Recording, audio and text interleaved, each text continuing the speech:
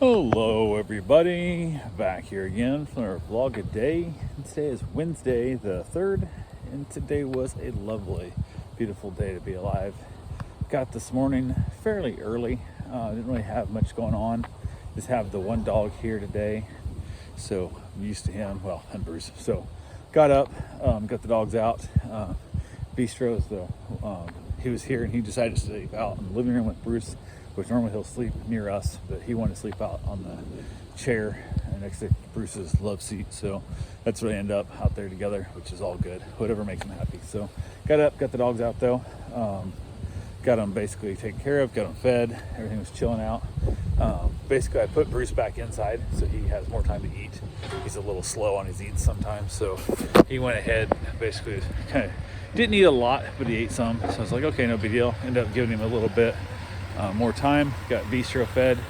He ate up his food like real good. Just everything was chilling out, having a good time there. So wife got off to work. She had a few things going on, so hung around the dogs, just chilling out in the morning. Did not use the hot tub. Just I don't know. I don't know why. The hot tub went a little bit cloudy on me, so I was a little bit concerned about it. So I thought, well, I'll worry about it and stuff. And so instead, in the process of treating it, I went and got the water tested and that. I was treating it, had to let it filter through and whatnot, so it takes a little while. So I was kind of, I don't like being in it like the first day. I put the chemicals in it, so I was letting it stir up a little more. I also went ahead and stuck a UV light in it.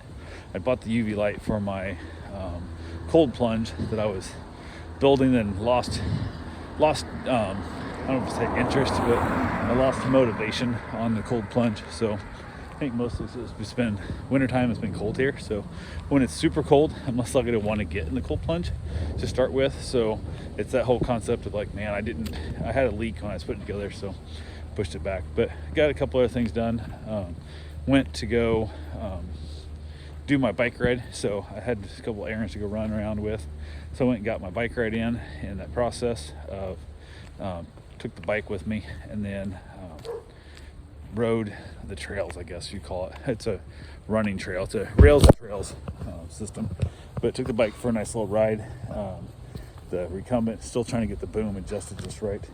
Ran into a couple who had a tandem recumbent, and we chatted a little bit about the one that I have. Discussed theirs. They've had it for like 27 years, I think they said.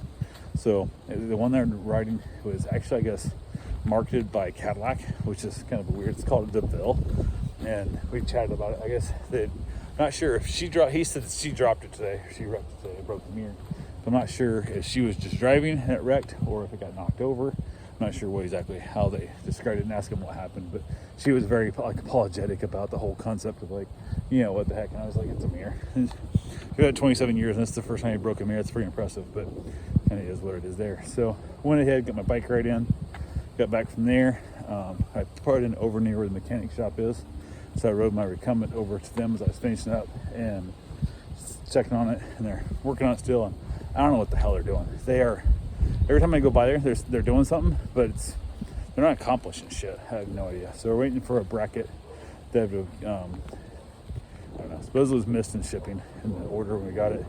Who the hell knows? We're supposed to be shipping the brackets to me, but they called the company to have them shipped to my house, which I assume they haven't filed, but I'm not sure. There's no tracking, there's no nothing. So, yeah, who the hell knows? So, dealing with that whole waiting around. But I went ahead and I basically kind of, again, asked, have you guys actually bolted a wheel and tire up on here to make sure those lugs are going to fit? Because the studs sticking out are not very damn long, and these rims that I'm putting on it are a pretty thick rim. So I need to know if we need to pull this thing back apart and go have new studs pressed in the disc or not, kind of thing. Because like we're in this situation of like, I don't want to find out that it's finally done to be picked up, and that's what stopped me from bringing my damn truck home, was waiting for it to have new studs pushed in. So, or I have to get different rims that I have to buy, blah blah whatever. So they're like, well, I said, why don't we do it right now? Like this is like the 19th time I've asked you guys this question. So we load the thing down a little bit on the lift, stuck a wheel on it, and the lug nuts don't reach. So I'm like, motherfucker, that's what I was trying to explain to you. Some bitch like, should have checked this shit weeks ago. But what the hell? So I went ahead, the holes but line up, but the studs aren't long enough for the lug nuts I got. So I went and ordered what's called an extended thread lug. It's a longer shaft lug. Cause the rim that I bought, they're used GMC rims, whatever. They're a pretty thick base. I'm like a steel rim would be super thin. These are really thick. So hopefully the new lug nuts will be here on Saturday, I think. I'll go back there and check it and find out. And if it isn't, then I gotta decide, do I press new longer lugs in, or do I just order a different set of rims that are like steel rims that fit it? But it's hard to find steel rims that are 17 inches or bigger that I can bolt up on there that are whatever. So hopefully the new threads, it's close. But hopefully the new lug nuts are extended thread. It's down about, I don't know, about a third of an inch. I think a third of an inch will be enough to get it locked on there, and then that extended shaft past the cone. So hopefully that'll be enough to get it locked on there. Once I get the thing on the road and rolling, I can measure for the exact actual rims and tires that I want to put on there. But I want to get it on the ground before I do that. So it was super annoying. Like I said, I think I've asked it, I know I've asked at least a dozen times, probably 19 times I've asked about this. I'm like, I have to put one up on there and screw the damn thing down to find out if it works. And yeah, so it is what it is. But went ahead, hopefully get that figured out and get it going. So I got back to the house, went out, and Bruce was outside. He was just kind of chilling out. He wanted to be outside a lot today, and he was just standing weird. Even earlier, he was just kind of has his butt kind of hunched when he stands. Kind of looks, I don't know, it just looks like he's just standing uncomfortable. It's kind of like that really weird guy at the party, doesn't know how to talk to anybody, just kind of stands weirdly in the corner, just like that, what the hell. So I went out and checked on his stuff. He was just chilling out. He's just hanging out in the sun, drinking by the big water bowl out in the yard, and then kind of out chilling out, and then often just laying in the sun. So got back from there, went ahead and changed my shoes out, decided to go for my run. So I went and got my run in, kept my run streak alive. I'm not running that much this year because I'm trying to ride my bike more, run less. That's my goal. So got back from my run, and Mom said about Bruce is just laying out there in the yard. He's laying in the sun, but it's later now, kind of hanging stuff, whatever. And I'm like, that's good for him. Outside's good for him, whatever. So went out and checked on him, and he didn't even get up. Usually when I go out there and check on him, he'll get up and kind of greet me, kind of thing. He didn't. So I laid down next to him and stuff, and we chatted a little bit, and he just wasn't doing great. So went back inside, got some treats, went out there. He refused the treats, and I was like, oh, son of a bitch. So I tried to encourage him to like get up, and he got mostly up, but actually never fully stood. Like it was just kind of that back end wasn't working well. I was like, son of a bitch. So reached out to my wife and trying to make the decision. I think it's time to put him down. So we've been checking on with a company called Laps of Love, and they actually come to your house and put your dog down in your property, which it's way expensive. The money, not the thing. But I said, hey, at the time we talked about it, they said they have like, you can make appointments for it when your dog's not doing good. And they also have emergency, like they'll be there within a couple hours, but it costs more. And I'm like, I don't give a shit, whatever. So I said, I need you to call them and schedule an appointment. She goes like, for today or for next week? And I'm like, no, I'm not the dude who's wait till next week. Like, I think it's that weird thing. If I say right now and he starts to come around, when they get there, he jumps up and starts running around playing on puppies, then I'll pay him and send him home. I don't care. But if they can't get here till like tomorrow and stuff, I don't want to wait, blah blah. So I was like, whatever. So she reached out, and apparently they don't do emergency shit, I guess. I don't know what the hell, I don't know why. I don't know, it's on your site and you talked to, we actually called and spoke to somebody, and they said, oh yeah, we do this all the time, they can get to us on Sunday. My dog can't stand up right now on his own. Like, that's one thing if I got a little 6-pound rat terrier or something, but this thing's, last time I weighed, he was 110 pounds. He's a big boy, and I'm not gonna make him wait till Sunday. Like, so she started calling other companies, couldn't get anything. Called back. I'm like, bribe them, offer them thousands of dollars. I don't care, whatever. Get them back out here. It's like with a program. This is what they say they do. They have emergency shit for a reason. So they're like, they can't. So they gave her a list of some other people, and there's another couple companies that do it. And apparently, like the one of them's out to like the 7th or some crap. They're out of town. I don't know. Apparently, it's like think dogs don't die in the new year. I have no idea. So now I'm just laying out here on the ground next to my dog, and I'm just like, well, I'm here with him now. Like, I'm in that weird thought, like maybe he could just, if I lay here with him, he'll just go peacefully on his own. But if he starts getting into crazy pain or something, then I'm gonna feel like crap, and I can't live with myself and all this stuff. So wife's calling back and forth around. She's like, oh, come home. I'm like, dude, don't come home. Just find me someplace that I can, they'll come to me and put my dog down for me, because I think it's time to do it. Like, we need to do it now. Like, he's not standing up, and he wouldn't take treats even, kind of thing. I'm like, son of a bitch. So she came home from work early, which I told her not to. But I was like, you don't need to be here. Just find me someplace that can do this. So no one will come to us at this point, which not what I was wanting to hear, because like I said, we'd relied on this company. Actually, there's two of them, like I said, we knew of, that both had said, hey, we do this service. And we talked about trying to find out. And they're like, oh no, we have this service, permit any time, we can come out and do it. If it's an emergency type thing, let's say dog's hit by a car or something, we can come out even for an extra fee, we'll come out right now, kind of thing. I'm like, awesome. And they're like, Sunday. And I'm like, this is Wednesday. Like, what the fuck am I supposed to do till Sunday? Like, what the hell's wrong with you people? So my wife said, find me somebody, find a vet that will, drive out, I'll pay for it, I don't care. And then just couldn't find nobody we could bribe to even come to us. The normal service like that is not provided. I'm like, God, you're shitting me. Student center stuff. And I said, okay, find me someplace I can take him, that I can go in there and stuff. Now it's rolling up into like 5 o'clock kind of thing. And it's like, holy crap. So she found an emergency vet up in Daytona. I'm like, okay. And I'm like, call them, verify there's somebody there. They actually just, I'll make sure it's not weird things we roll in. They charge us $2,500. They're like, oh, we'll just keep him over the night and we'll, evaluate him. So I'm like, I'm not leaving any side at this point. Like, what the hell kind of thing. Reached out and I said, yeah, they'll do it. Okay, whatever. So she comes home and she's been home, I guess, a little bit. She gets hold of them, whatever. And I finally make the decision, it's time's got to go. So in the process of me trying to figure out how I'm going to get him up and get him in the truck or car or whatever to get him there,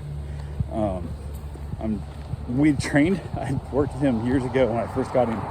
He'd fallen and hurt his back end real bad. He took a fall on the ice. He tried to run part of like a fallen tree, and when he landed in the snowbank up in Iowa still, he had startled himself pretty bad, and I thought he had broke his back. Like, he was just like stunned. He couldn't move.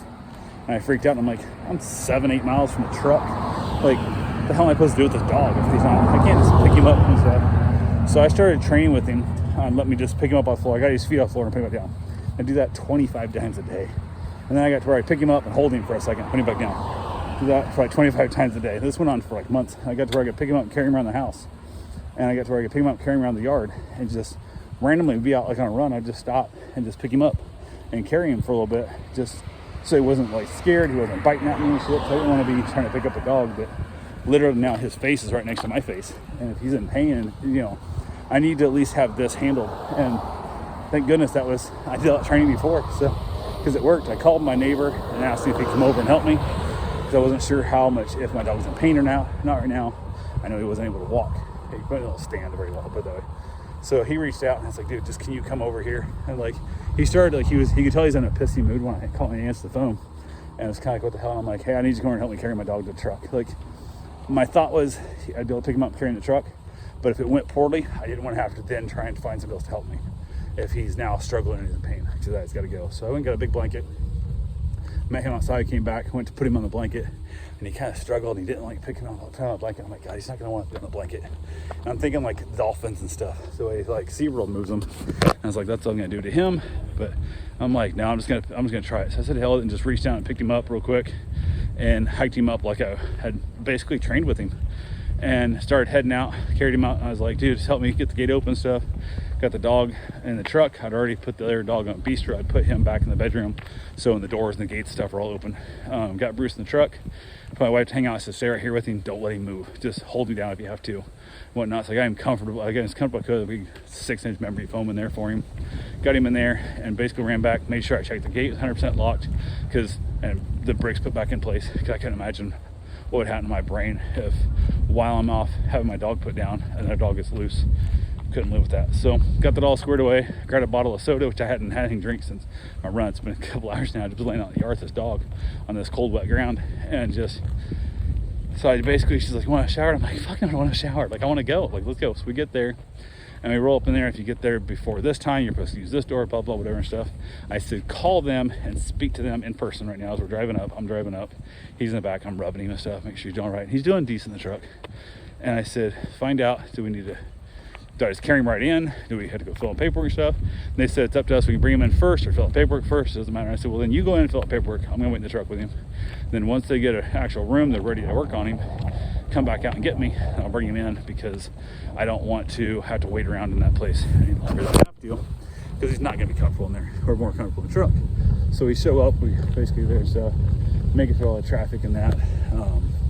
Find the place. End up. It's kind of a weird. That's not. used to be a different building, so there's like paint on the ground, like which way to go and stuff. Like the drive-through is not there, blah blah whatever. So find a spot, I drop her off. She goes in and fills out paperwork. I lay back there and she calls and asks me a couple questions.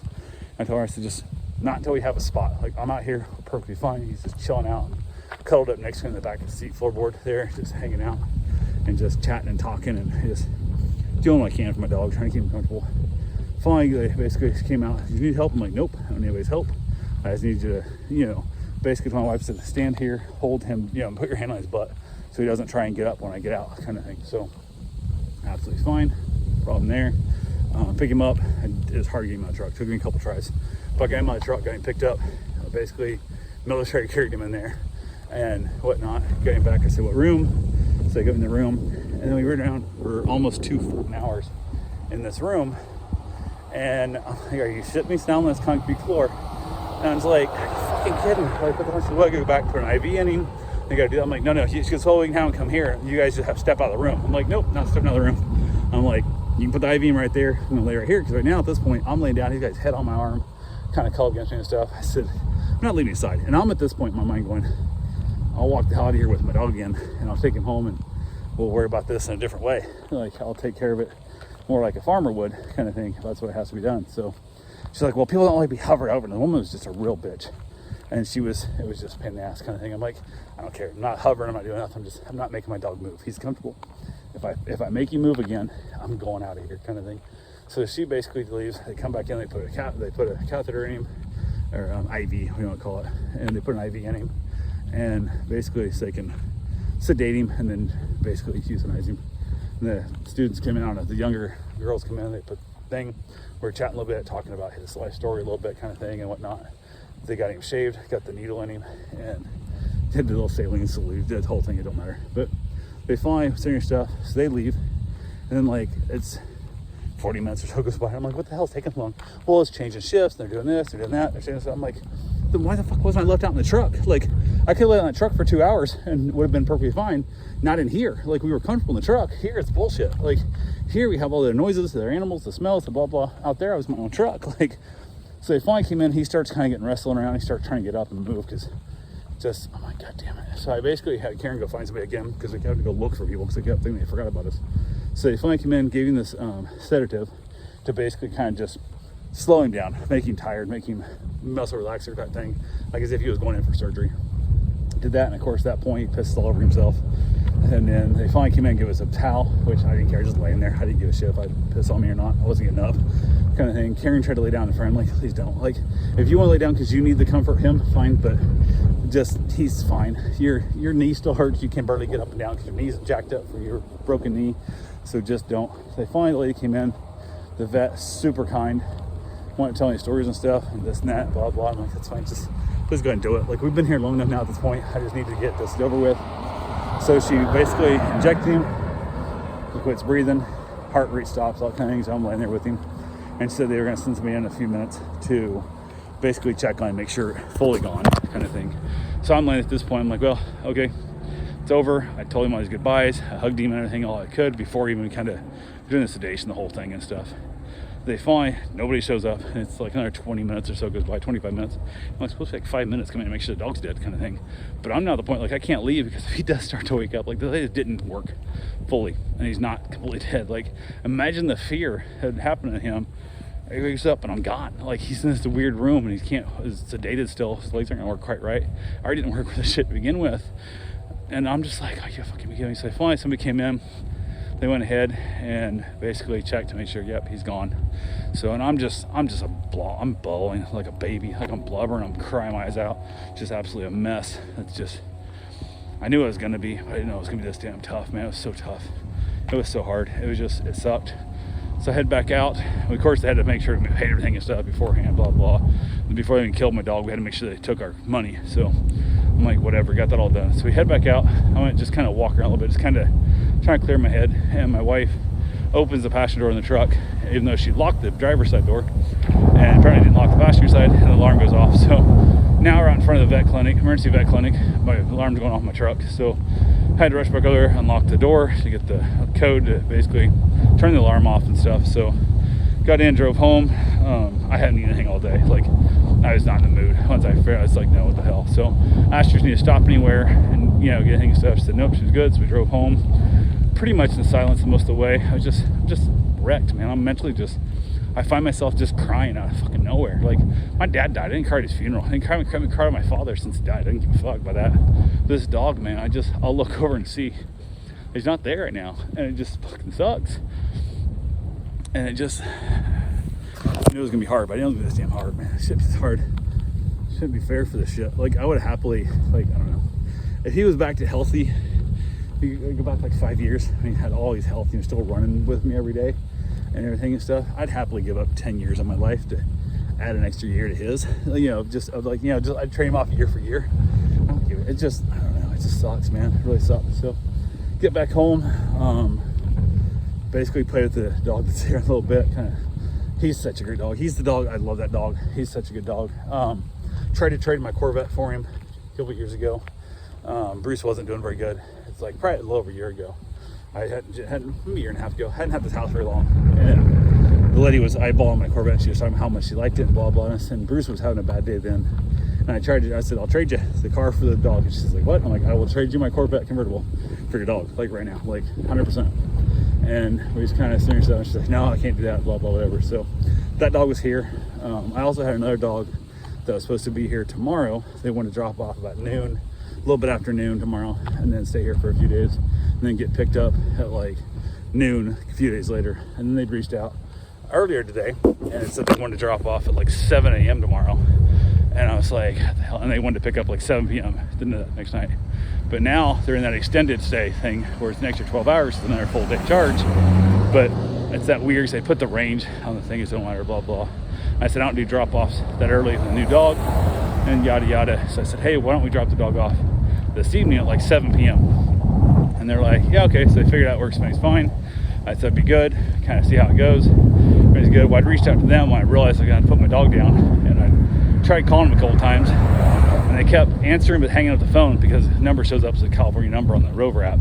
And I'm like, what the heck? So I called like 3 times. I'm usually like second or third time, people actually just pick up and go, what do you want? Kind of thing. Who is this? Kind of shit. So I had to text him like, hey, I'm trying to call you. Please answer the damn phone. So he answered the phone, told him I was in the process of putting my dog down, and if he could drop the dog off tomorrow morning, or if any way he could find somebody else to watch the dog. He goes, let me check. I said, I can watch your dog. I can't do it tonight, man, because it's going to be, I don't know what it's going to take to do this. And I know I said I didn't want to do early morning drop-offs, but I'll meet you at 2 a.m. I don't care. Whatever's required to make it happen. And they called back a little later, and they'd found somebody else to watch the dog. So I was good there. Didn't have to mess with it. So that was nice. I was out of the woods. I had to deal with this, which was already going to be on the verge of a pain in the butt dog. It's an unneutered male, big dog, like just full energy, and it's going to be an interesting thing with him and Bistro. And then add the brain focus on I'm going to be in right now with my dog. I'm just not been good. So luckily I found a new sitter, so it's all good there. So yeah, got back to the house, hung out with the new dog, or with Bistro for a while, hung out with him, and then basically ended up having myself a cigar, just relaxing, sitting outside and just crying, like just literally just crying out for nothing. I mean, just uncontrollable, can't stop it. So but yeah, that's pretty much how my day went. So skipped dinner completely. I didn't eat. I was not hungry at this point. There's no way I'm eating. So said the hell with it, had my cigar, had a soda.